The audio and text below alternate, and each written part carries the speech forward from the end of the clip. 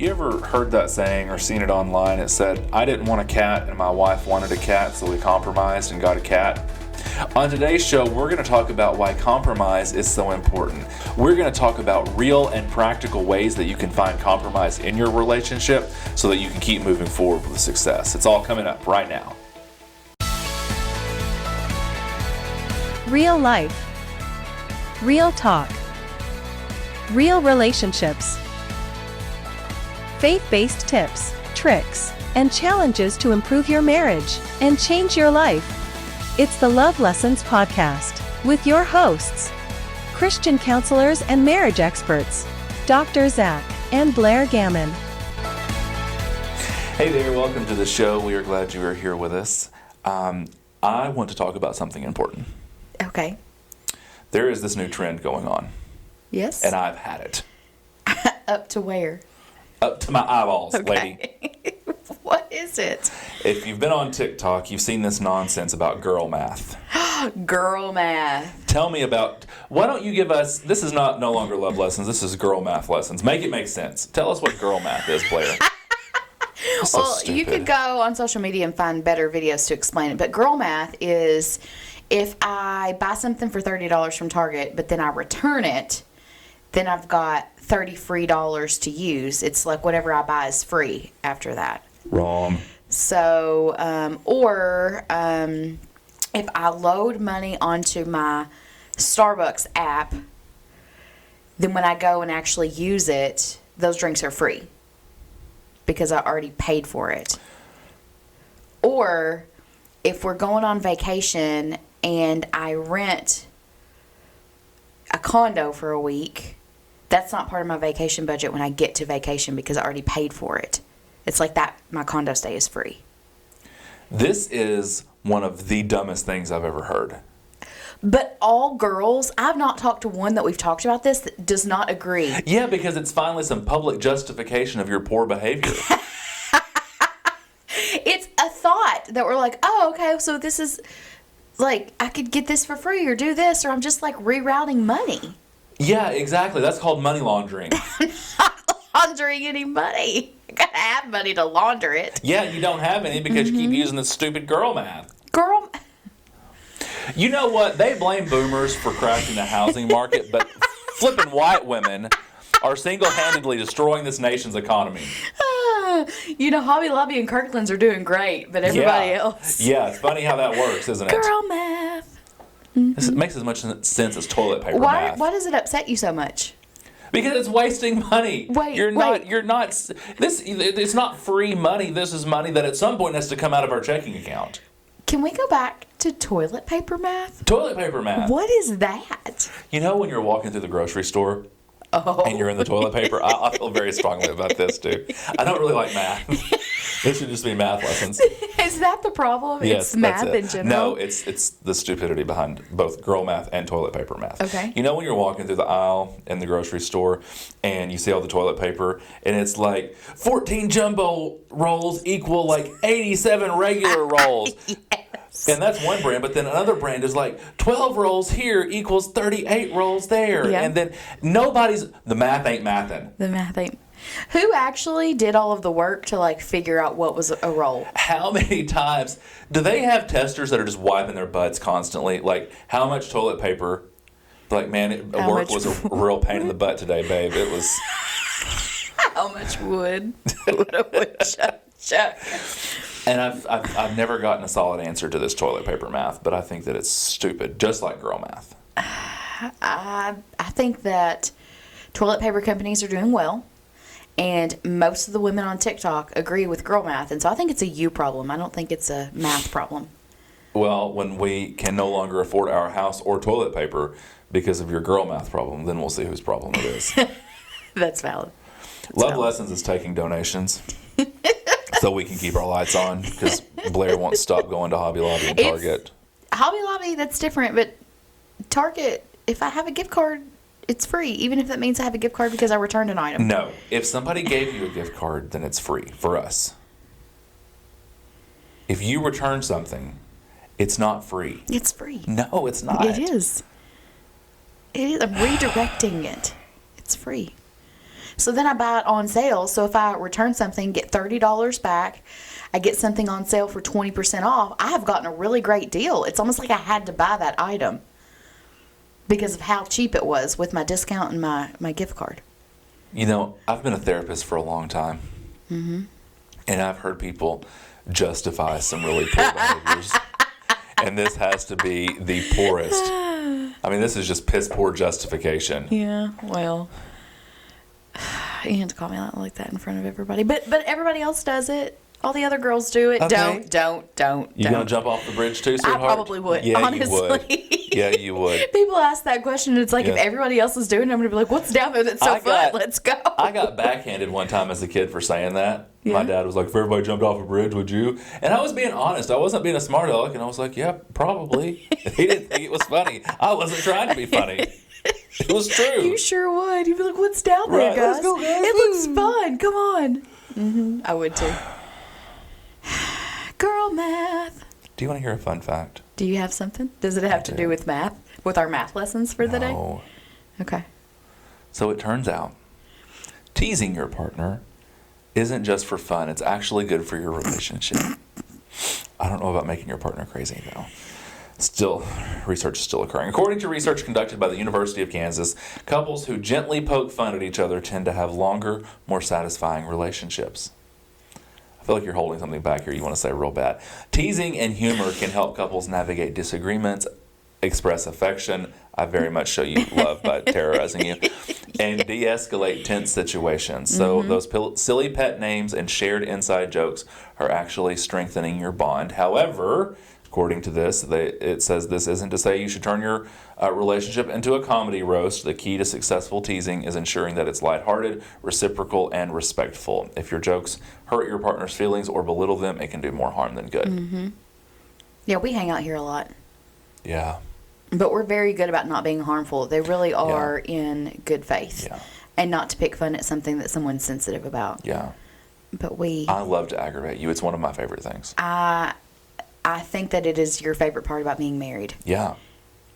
Aggravating you to no end. Like, and you can tell if, like, I've been out of town or we've been, like, apart for a few days and you come home, like, I'm aggravating the crap out of you. It's like when I was in 5th grade and the boys would chase us around the playground. Yeah. It's the grown-up version of that. Except there's not boys and girls. There's me and you. Mm-hmm. And so I'm the only one you can take this aggravation out on. You're welcome. It's a special blessing. Aww. Yeah, so what are some of the things you do to aggravate me? Why don't you tell the people? I love to tickle you. Yes. I really like to gaslight you. But we know what's happening, so it's not hurtful or harmful. No, yeah, not in a bad way, Yeah. but like, if I'm trying to like show you where something is on your phone or something, I'll convince you that it's not there, it's in a different place, or and you're like so flustered, and you're like, no, I know it's right here, and I'm like, what are you talking about? Every now and then, I'll act like I can't understand the words that are coming out of your mouth. And you're like irritated to no end. Yes. And I'm like, no, I'm kidding. I heard you just fine. Mm-hmm. Stuff like that. You know, this started very early in our relationship. Yes, it did. So we did this thing early in our relationship where we would make up like false. They were lies. Let's just call it what they were. Lies. Lie lessons. Lie. Math and lies. We would make up things to try to convince the other person it was true. And so the best one, and we didn't know each other so well like we do now. We can't get it over on each other now. No. We are so good at like all reading. All trust is gone in this relationship. Well, and we're so good at reading the other person that we're like, I know that you're BSing me right now. But early on we didn't. And so we would do this. And so I know the best one was whenever we were going through Bowling Green. Kentucky. Mm-hmm. You want to tell this one? You go ahead. And you were... Was it you or me? I can't even remember. You did it. Yeah. I said, well, I wonder why Bowling Green is named Bowling Green. And I made up the stupidest thing. On the spot. Yeah, and you believed it. I was naive. You said because the earliest settlers of Bowling Green were professional or good at bowling. They had a passion for bowling, and they got here and they said, oh, it's so green here. And so they named it Bowling Green. Your ding-dong self believed it. I did. I was like, oh, okay. And I don't know how long it took. It years. was a considerable amount of time. It was years later when I mentioned it. I think I said it to somebody, and you were like, Blair, honey, no, that's not really true. You didn't want me to be embarrassed. Yeah. Yeah. It was good times. That was a good one. What about my favorite one for you? Go ahead and tell it, too. So we were listening to a song on the radio. Now, mind you, the song that was on the radio, I had listened to whenever I was a teenager, and I had downloaded it illegally, right? LimeWire, BearShare. Listen, Napster. we walked on LimeWire so these Gen Zs could run on Spotify. Yes. Anyway, so when I had downloaded it, there was like this 5-second beep in the middle of the song. Didn't think anything about it. Well, years later, we're in the car and on the radio, and that version... So they pirated it. It plays, and there's this beep. And so I didn't say anything, but I heard it, and I was like, oh, yeah. And you said, what was that? And somehow, so quickly, I said, did you not know that that's how Colombian drug lords communicate about pickups and drop-offs of drugs through songs on the radio? And I, made up this whole thing, and you believed it. Hook, line, and sinker. You went with it. Yeah. I'm so stupid. Yeah. So... this also translates to our kids. We've done this to our children. Oh, no, the tooth fairy? Yeah. So when our oldest was in first grade, she was a little delayed in losing her first tooth. When she was in first grade, her teacher calls us and was very concerned. And I was like, what's going on? And so she didn't believe that the tooth fairy was real because we had just pulled stuff over on her so many times. And so she was like, you're making this up. There's no way this tiny little fairy comes into my room. Right. I mean, the tooth fairy isn't real. Right. But I hope you know that if you're listening. But I hope nobody's children are listening. Anyway. If you're a kid listening to this, please go find something better to do with your time. So the teacher calls. They were reading a book about the tooth fairy. And I guess Briley went up to her and went, oh, that's real? And so with little context, the teacher called and was very concerned. And so I had to tell her that I told my children lots of lies. So we have done a lot. They think they're adopted. They don't really think they're adopted, but they think that there were two brothers. Mm-hmm. That we let go live under a bridge. That we put under a bridge. Freddie and Eddie, we had before we had them. Yeah. They were convinced for a minute it was true. Put them under a bridge, but we didn't use it to threaten them to put them under a bridge. We were just driving under a bridge one day, and I said something. Hey, what about Freddie and Eddie? Yeah. And so what's really good too is that when I come up with something out of nowhere, like if we're really in sync, you'll just go along with it. Yeah. And that's really nice. So. This is lie lessons. I realize we're just big liars. This is big. Big this lies. whole thing's a sham. We're not even married. Big lie lessons. Oh, man. What was I going to say? It was going to be really funny. Oh, that happened one time. What? So when I worked in HR, we did a benefit audit, and so you had to show proof of marriage. And I had a lady come in one time, and her marriage license was never actually turned in and gotten the seal and everything. And so she'd been married, or what she thought was married, to her husband for 28 years. But and they were living in sin the whole time? It wasn't. They had a whole wedding and everything, but it wasn't registered with wherever they lived. Wow. And so they had to go and officially register it and officially be married after that many years. That's hysterical. Insane. Wow. Now I need to go check the seal on our marriage license. It's good. Is it good? Yeah. Okay. It's legit. It's too legit to quit. Or is that a lie? Lie lessons. No, I'm 92.5% sure that. Did they notarize it? Is it sealed? Yes. Okay. Yes, I know it has the seal from the Milton County. Great state of Florida. Or no, not Milton. Milton is the city. What's the county? Why? What is wrong with me? What's the name of the county? Santa Rosa County. Yeah. I was going with Escambia County, but that's the next one over. Yeah. This has nothing to do with love lessons, but no. bless their hearts, they're still here. Move on. Let's move on. Okay. So let's talk about something that every healthy relationship needs in order to make it. Chocolate. No. I mean, that could help, but no, it's another C word. Carrots. No, it's compromise. What was that? Compromise. I'm not familiar with this word. I know you're not. Compromise? You've probably never experienced it before, have you? I don't know anything about this. Mm-hmm. Well, let me show you a little bit. Let me teach you. Okay. Learn you something. Learn me something good.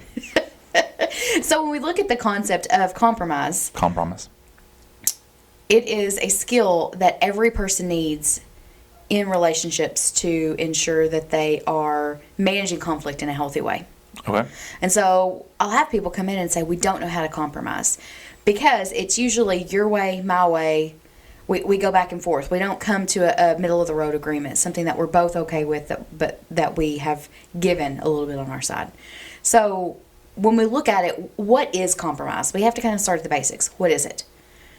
It's simply an invitation to collaborate to solve problems. Mm-hmm. So when we say, hey, let's compromise, we are inviting one another to come together to be on the same team to tackle solving whatever problem that we're having in our relationship at the time, whatever the issue is.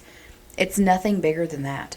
Right. However, we certainly make it bigger than that, don't we? I think every person is born with the ability to compromise. It's just that in our own selfish nature, we don't want to, right? Yeah, because we do that in a lot of areas of our life, right? So, I mean, think about like work and jobs that you get. You know, when you go into a job, did you want to work, 5 to 1:30 p.m., 5 a.m. to 1:30 p.m.? Maybe, maybe not. Did your employer say, here's what you're doing? And you said, okay, I want this job, so I'm going to compromise and work the schedule they give me. We do that. And I mean, what about your electricity bill? Do you want electricity, so you have to pay whatever there is for it? You're compromising by saying, I'm going to agree to this because I need this service, so I'm going to pay whatever this is. Yeah. But compromise doesn't have to be a bad thing. And No. I think that's the problem, is that we always think that compromising means just giving the other person what they want, right? But what if we looked at it instead of from a negative perspective? What if we saw it as a positive thing, something to work toward? So what if we looked at it as a way to show your spouse that you loved and you valued them? Yeah, what a novel concept. We want our spouse to be loved and valued. And we want to show them that we feel that way about them. Yeah. And vice versa.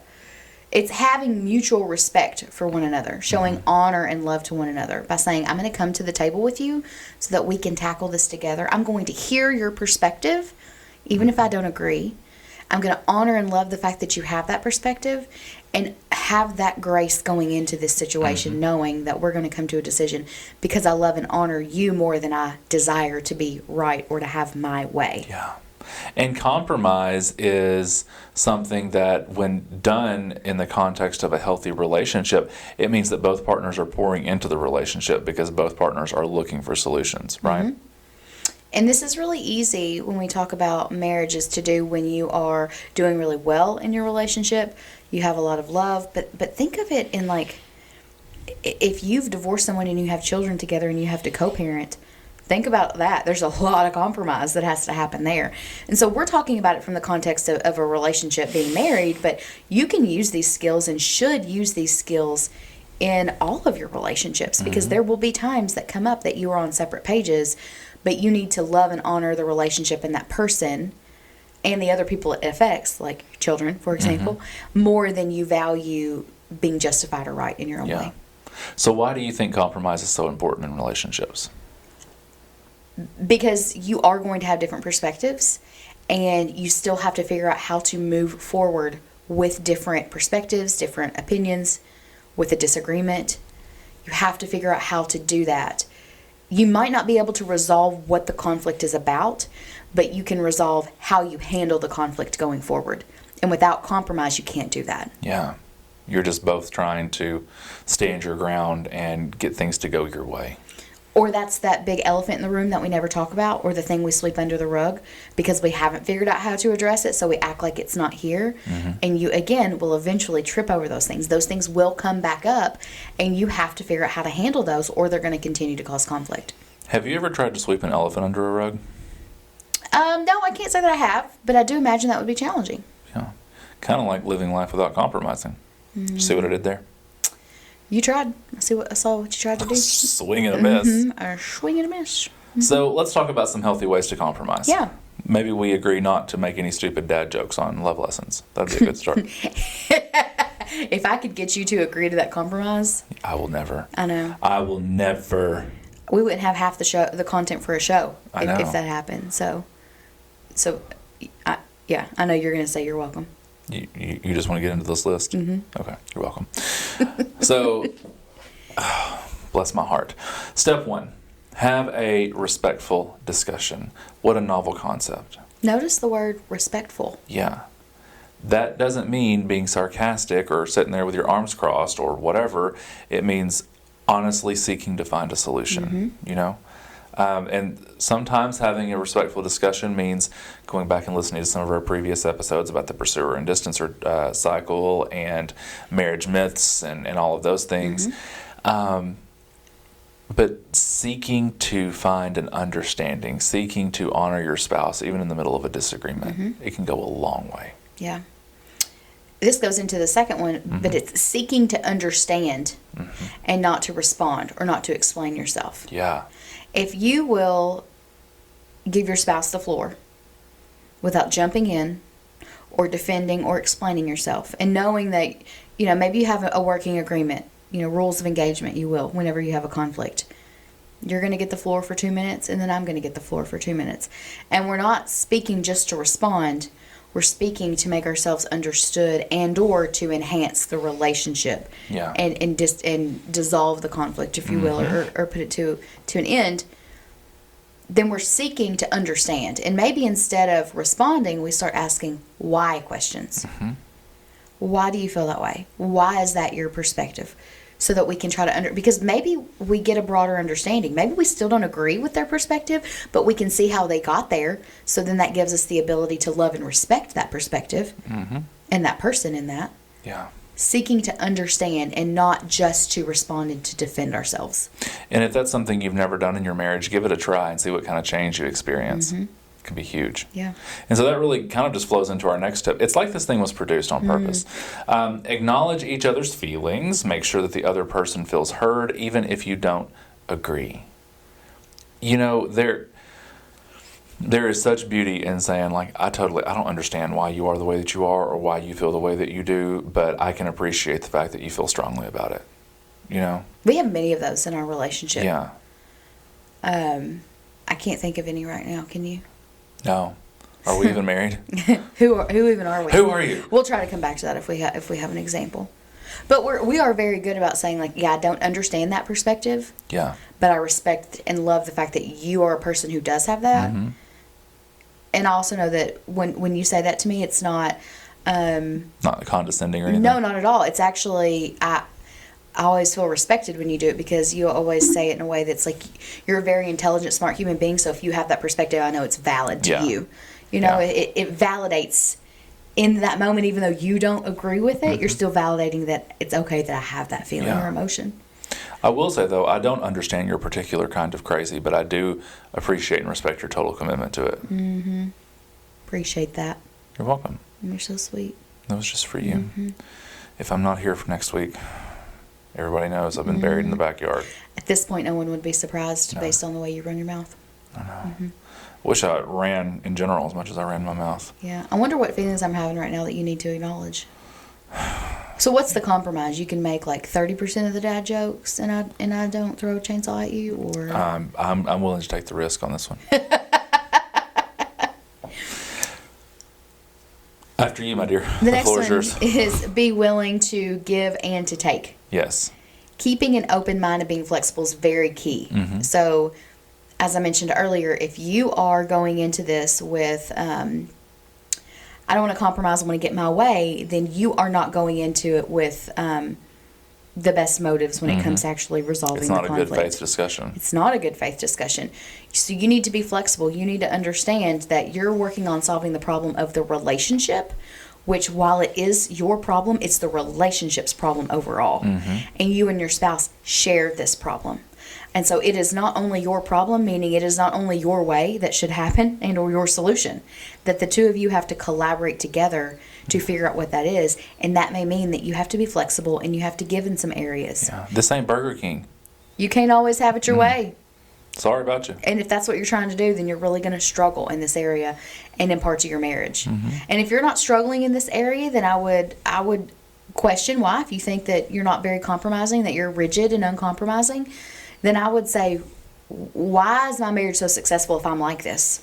Mm-hmm. Is it that you have a spouse who might be a saint? You do. He thinks he is. This is saint lessons. Or more like ain't lessons. Ain't lessons. Is your spouse a saint, or does your spouse have some feelings of resentment and bitterness that they're covering up because they feel like they can't compromise with you because you always get your way? Here's a fun exercise. If you have the cojones to do it, go ask your spouse if they think you compromise well, and tell them to answer honestly. Yep. Don't hold a knife in your hand while you say it. I think you and I had that conversation when we were having this. Yeah, it didn't go well. I was surprised at how little you feel like I compromise. Yeah. But then we talked it through and we discovered that I do compromise a lot more than you're giving me credit for. Sometimes. That goes into the next part of this, is that the husband shouldn't just give up, right? So here's I get irritated because you see this in like movies and TV shows, and it gets perpetuated on social media. Spouses are not doormats, and husbands many times are portrayed as these like bumbling idiots who don't know what's going on, right? And wives are sometimes portrayed as airheads that don't have a lick of sense either, and that's not fair either. I know some equally stupid people across both gender spectrums, but anyway, that's not the point. The point is, I've seen on Facebook like that meme that says, I didn't want a cat and my wife wanted a cat, so we compromised and got a cat, and everybody kind of laughed. But the truth is, if you are, just like the doting husband that's like, whatever she wants, just so that she doesn't run her mouth, that's not really being successful. That's building up resentment and creating division between the relationship. Right. And so if you're a husband, you hold the responsibility here to right this ship. It's not your wife's responsibility to turn this around. You've created the environment where the wife gets, quote unquote, what she wants all the time.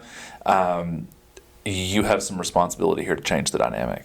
And that's going to take some time to do, because you have created an atmosphere where this is acceptable. Yeah. You have created your rules of engagement, if you will, and the rules of engagement are that your wife is going to get her way, or you're going to do whatever she wants. And so you can't just come in one day and throw the law down and say, we're not doing that anymore, when in reality... How does one throw the law down? No, throw the book down. Lay down the law. That's what I meant. You're mixing metaphors here. I really am. You're like marching one day. Listen here, woman. You're going to start doing what I say. I'm throwing the law at you. She's like, what? She fought the law and the law won. The law won. But you really will run into challenges if you come in trying to lay down the law and sometimes it just wants to take a nap. Expect that things are going to go how you want them to. Immediately, like you are going to have conflicts because you're going to be creating some new habits, and so you've got to go into that charitably and gently, knowing that you've laid a foundation that has to be rebuilt. Yeah. And so an easy way to start that is just to say, like, hey, listen, it from my perspective, it feels as though when we compromise that I don't get my way on anything. Be prepared, there's going to be rebuttal in that, because there always will be. But I feel this way. And I don't want to feel that way, so I would like for us to work together the next time something of conflict comes up. Don't bring it up in the middle of a fight, right? But mention it, and so that you guys, so that can be on their horizon, whether you're the husband or the wife in the situation. So next time, how can we come together to tackle the problem and solve it together, versus one person getting their way or not? Like, how can we really and truly come to a place where we're solving it together and we're both okay with what that compromise looks like? And so that's really, that kind of hits the next point, the nail on the head there. Discuss the pros and cons together. Instead of just trying to justify your reasoning for being right and justify your decision that you want to make, how can we acknowledge the pros and cons of both sides? Yeah. How can we look for solutions together? Yeah. Again, going into it with good faith. Right. Stop being part of the problem. Be part of the solution. The next one is making compromises lovingly out of good faith. Yeah. So same thing we've been talking about. See compromise as a loving gesture, not a punishment or a sacrifice. So work on not keeping score. Well, you got your way that last time, and now I want to get my. That's not the intent of compromise. We know that that's what happens at times, but really, so we're trying to make sure that we're doing so out of a place of good faith and gentleness and charity and love for the other person, not so much us wanting to be right or to get our way, if you will.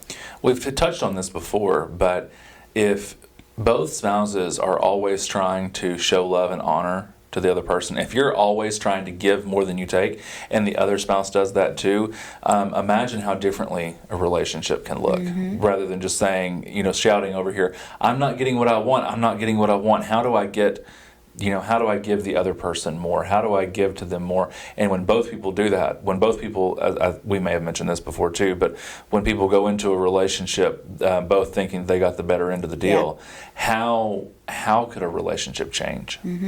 Very true. Another thing that we need to do that I know from personal experience, but also professionally, that people can struggle with is appreciating your spouse, especially when they compromise. If it is something your spouse has agreed to a compromise on and it leans more towards, what you want and they're giving a little more, we can fall into habits of not appreciating that, especially if it's the same thing over and over again.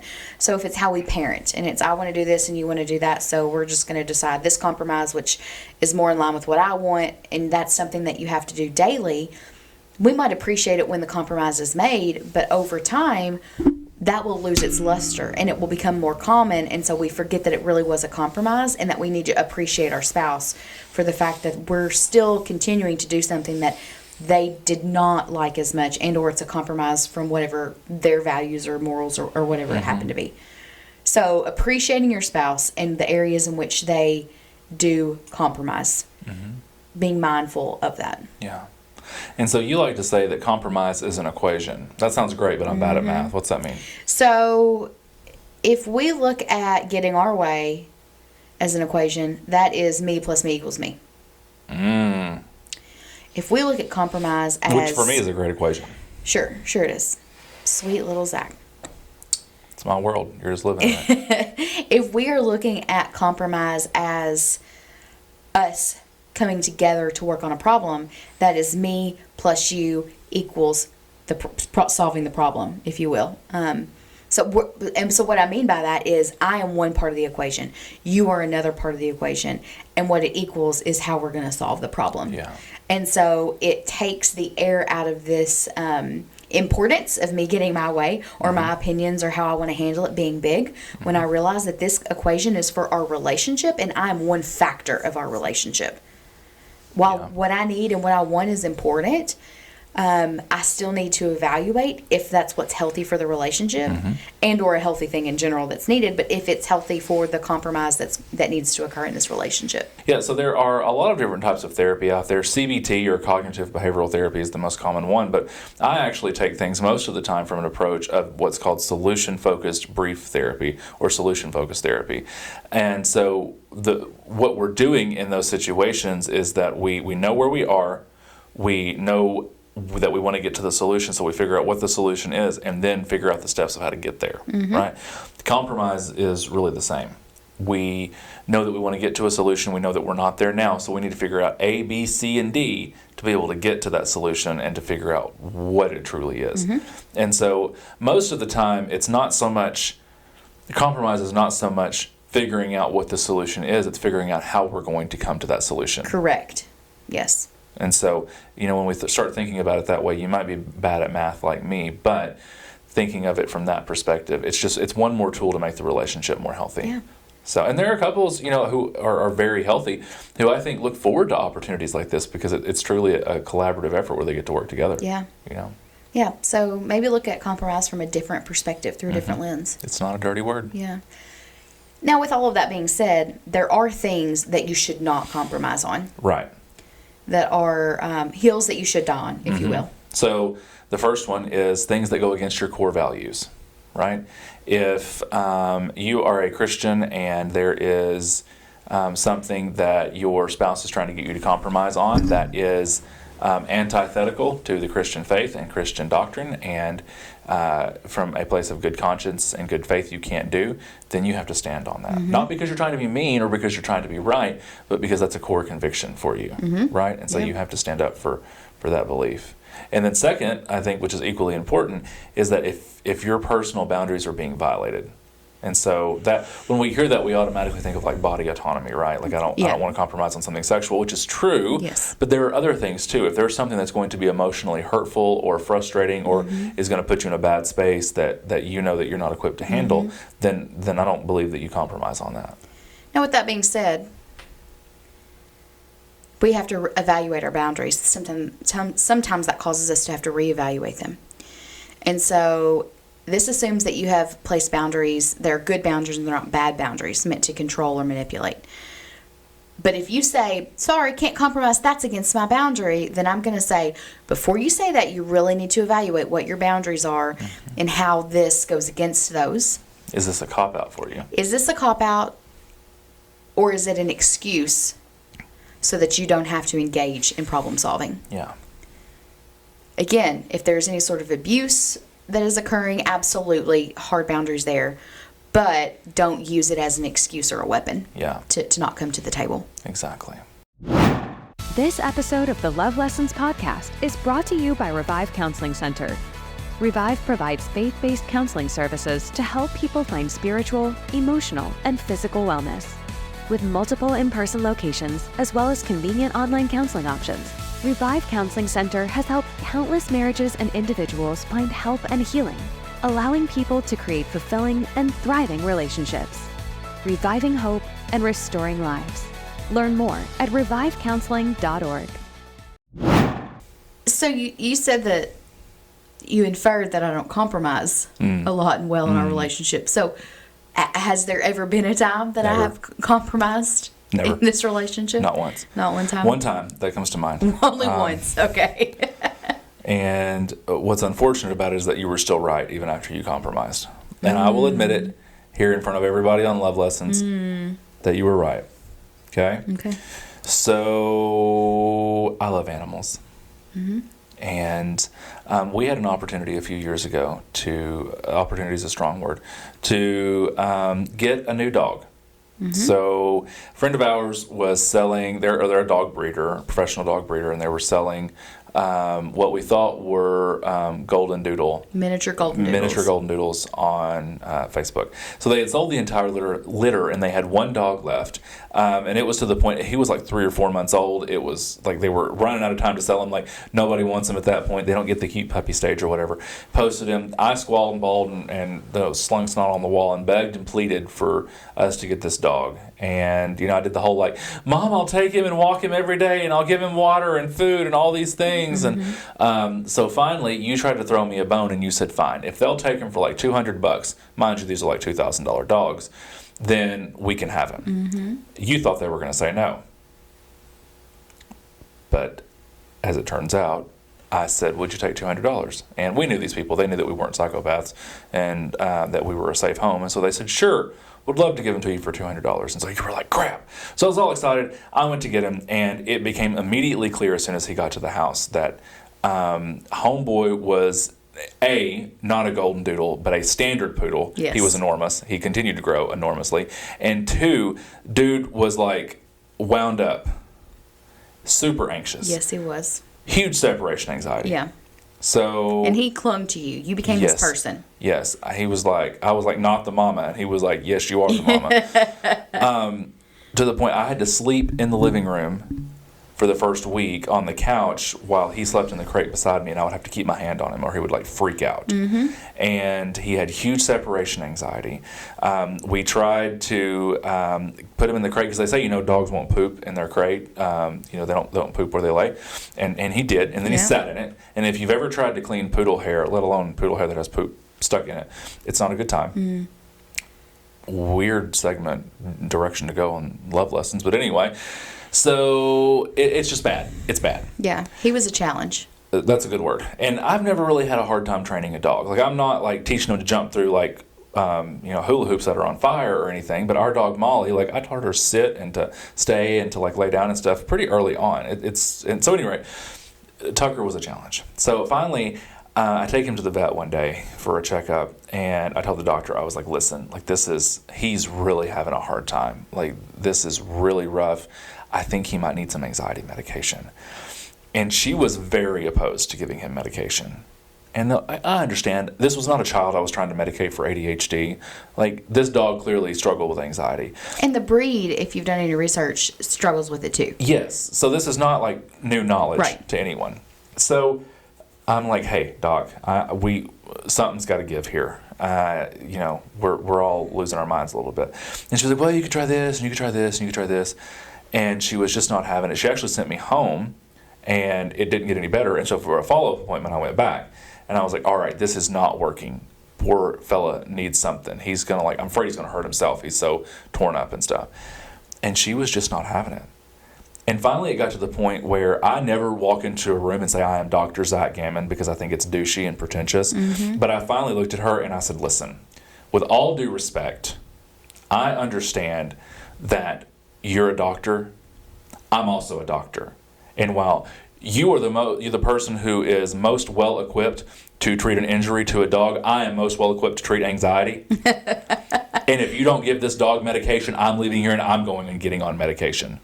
And so begrudgingly she did, and it helped him to some degree, but he was still so wound up that we ended up actually having to get rid of him. And I've never gotten rid of an animal before. Yeah. I used to judge people who did that. Yep. And then I became one of them. And so and it was bad. Like, he tore everything up because he was so nervous and messed up. He's in a wonderful home now. People who love him. He's got land to run around. Yes, and he's great. Yeah. And they love him and they baby him and everything else. But it was not a good time. And you were right. Can you say that again? You were right. I need a little louder. You were right. So it's awful coming out of my mouth. So tastes pretty bad, huh? Mm-hmm. Mm-hmm. Yeah. So that was a compromise, and my life wasn't hunky dory through that time. Oh, it was having the worst. to live with him, and then you and him, and then the Molly and him. We kind of fed on each other too. You and I fed on each other's anxiety. You did, and then the poor children were so upset when we got rid of him because they loved him dearly. Sure, we all did. We did. I was very upset too because he was a sweet boy. Yeah, he was great. He was the worst dog, but he was the best boy. Yes, that's true. So. Yeah. So, what areas in our life do you compromise? This is really turning into another you were right. just tell everybody. Just tell everybody how you're the best. Go ahead. So, I really enjoy home decor and design. And I'm by no means a professional. Mm-hmm. But I like the Hobby Lobby and the Kirklands and the At Home. Oh, yeah. And I love going on Pinterest. And I like keeping up with what the trends are doing. And some of them I don't like, but some of them I do. Wood paneling. No wood paneling. Okay. So. Time out. You know what I really don't like, and I'm so thankful that we agree on? What? Shiplap. Shiplap is the wood paneling of our generation. This is a hill I'm going to die on. I don't hate it nearly as much as you do. Listen, I just think it's overdone. If you're listening and you have shiplap in your home, more power to you. If you're listening and you still have wood paneling from the 70s and 80s in your home, more power to you. All I'm saying is, I think that in 15 years, kids are going to walk through houses and be like, they have shiplap. I just think just because Joanna Gaines does it doesn't mean that you need to. That sermon was free. Please proceed with your story. You just lost half of our listeners when you said that about Joanna Gaines, including me. I'm no longer listening to you. How dare you speak. Is this shiplap lessons? That's it. No, but I really do love design. And so when we were moving into our new house, I was wanting to update and freshen up a little bit. And I had some ideas. And I explained these ideas to you, and you were turned off completely. They sounded like the worst. So I was going for this neutral farmhouse type thing. And which is interesting because you're not neutral about anything in life. No, I have great opinions about everything. On many things. Yeah, there's not much I don't have an opinion on. I have never once said to you, "Can I get your opinion on something that you haven't been up on your feet ready to offer?" Yeah, yeah. So probably wanted to live in a neutral home because I needed a little bit of peace compared to what's going on in my brain all the time. It was like a neutral farmhouse with some French country things going on. It's the most white girl thing I've ever heard. And we did a little bit of renovation before we moved in, and so I was working with a contractor and I just had ideas, and you were like, no. And so you eventually did like give, and I was having to show you pictures online of like, here's what I'm going for. And you just were like, I don't think this house can do that. I don't like that. It's not. But you did say, okay, whatever, fine. And this might have been a time that you gave up instead of compromising. I'm not sure. I just needed a nap. I didn't care anymore. Well, okay. So we're not sure if this is actually an example of compromise, but we might as well just scrap this whole episode. It's all a lie. It's all been a lie. This whole thing's a sham, I'm telling you. We're not even married in real life. We just met a few weeks ago when we started recording. Oh, anyway, we renovated the house, and it was all said and done after it was all up and decorated, and you walked in and you were like, wow, this looks great. I totally see it now. Mm-hmm. And it's because it's not something that you have an eye for, but I did, and so then we compromised. Yeah, I guess. Yeah. And so the newest one that you just did to me, was it yesterday, the day before? Something like that. So I have been wanting to do like a bold, moody bedroom. And I really want to, we have like a black and like, it's called French gray bedroom set. It's really big and bold. It's like a French type theme. And so I really want to do like some hunter green, emerald green walls with like big black velvet curtains, like very moody. Very romantic. I feel moody just thinking about it. And every time I bring it up, he about throws up. You're about ready to throw up. You that's a hill you want to die onto. Mm. And so I've not brought it back up because it's not just my bedroom, it's your bedroom too. And it's fine how it is. It's amazing that you allow me to even sleep there. I shake your hand. We say, good night, sir. We bid each other good night and we roll over. And so 2 days ago, you sent me a message and said, okay, I kind of like the green because you saw a video of somebody's bedroom with the dark green walls. Yes. And you saw. And it looked nice. And it looked nice. Yes. So yet again, Blair was right. It's not that I was right. It's just that you're compromising. Yeah. Have I ever done a design thing you did not like? I don't think so. I didn't like the apples in the kitchen when we first got married, and all the red and stuff. That was a little much. But that was like the primitive country thing that people were doing at the time. I didn't like it. Okay, so I'll give you that one. Okay. But in recent history. I don't really like these chair covers for the Love Lessons set. Okay. I don't like any of this. This is awful. Is it? Well, the fact that you picked half of it out might be the reason why. I was just trying to... So funny. I was just trying to find a reason to be contrary, and then you had to lob an insult. Mm-hmm. I hate it here. But we have made some compromises in our... These two just happen to be times that I was right. Did you pick that for a reason? No. You picked it. Maybe it's just because I'm usually right. Maybe it's because you're full of it. That could be it too. It's time for... Dirty laundry. You want to jump in? Let's do it. Okay, so today's question says, my husband and I go to different churches because of our beliefs. It doesn't seem to bother him, but I feel very disconnected since we don't worship together. Should we be at the same church? Should I cave on my beliefs and go to church with him? What should I do here? So this is this is kind of a two-pronged answer. Okay. So, at least in my perspective, if it's a difference of worship style, or like, he goes to a contemporary church and you go to traditional, or vice versa, or if it's a situation where he goes to that church because he really likes that they have a nice men's program, or whatever the case may be. If it's not a doctrinal issue that you disagree on. If it's a preference. Yes, if it's a preference, thank you. Then I don't see why there can't be some compromise there. That doesn't mean that you necessarily always have to go to the same church together, but that you can share in going to different services with each other. We have some great friends where the husband is Baptist and the wife is Catholic. And so he goes to the Baptist church service on Sunday mornings, and she goes to Mass on Sundays. But they always make it a point to go to each other's churches or parish, depending on what kind of events are going on around them. So if it's like, I don't know, like midnight mass for church. Like he'll go with that. Christmas. Or if it's some type of like outreach event that the Baptist church is doing, then she'll go to that. So there's no reason why you can't cooperate like that. Now, there are some people who believe, and it's okay if you disagree, but if you believe the biblical model of a marriage that the husband is to lead, then if it's not an issue of doctrine and it's an issue of preference, then should you follow your husband's leading and going to his church? I would leave that up to you, and you go talk to your local pastor about that. They know more about you than I do. But that's a conversation worth having. Now, that being said, if it is a doctrine issue, if it is an issue of their belief in salvation or the Trinity or the role of baptism, or maybe they believe in the gifts of the Spirit, the apostolic gifts, and you don't, that might be cause for having some separation in church services.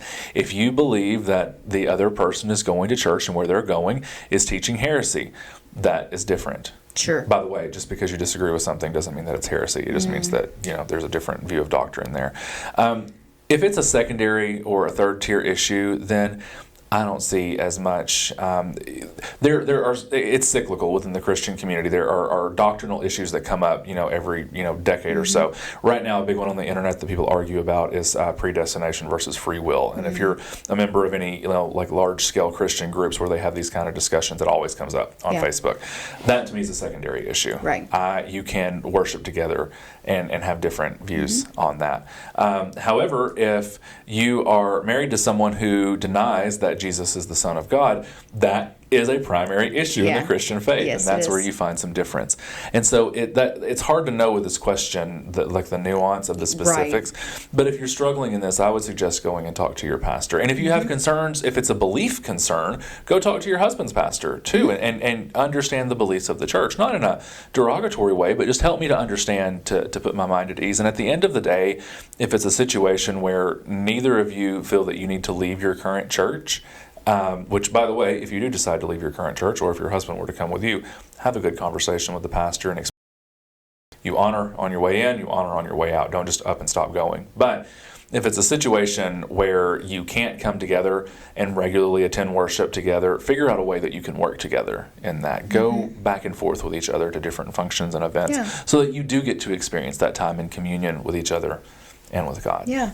And just because you don't go to the same worship service, if that's not something you're able to do, does not mean that you can't study God's Word together and you can't worship together just at home, right? Exactly. That doesn't replace time spent in the local church. But you can add that and do it together. It can enhance your relationship with your spouse, but also your relationship with Christ. And you actually create what we call spiritual intimacy in those times. And so maybe you do a devotional together. You focus on the things that you do agree on and what you want to work on. Maybe you do a couple's devotion or get into a couple's Bible study, something that's going to be respectful of both of your beliefs if they're a little different, but it's still growing you in that way. There are ways to grow outside of just the local church. Well, and that shouldn't take over. Right. And you and I are members of the same church, but we rarely actually get to worship at church together, right? Yeah, I can't remember the last time we sat together at church. Right. Yeah.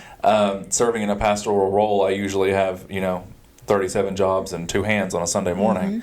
And so it's rare that you and I even sit beside each other. And I'm always on baby duty. And so if baby's off schedule that day, then, we're watching from home or we're, being flexible. So yeah. So it doesn't mean that we don't worship God together, right? It doesn't mean that everything is falling apart. We're just in a season right now where it's different, and that might be the case for this person who asked this question. Find a way that you can come together. Yes. It's all about considering those compromises again. Yeah. So be sure to submit us your dirty laundry questions. You can send them to us on our Facebook page or send us an email at hello@lovelessons.fm. And of course, if you want to remain anonymous, just say so. We'll be happy to do that for you. All right, guys. We'll see you later. Take care. Thanks so much for tuning in to this episode of the Love Lessons Podcast. If you're enjoying the show, please feel free to rate, subscribe, and leave a review wherever you listen to your podcasts. That helps others find the show, and we greatly appreciate it. Once again, thanks for tuning in, and we'll catch you in the next episode.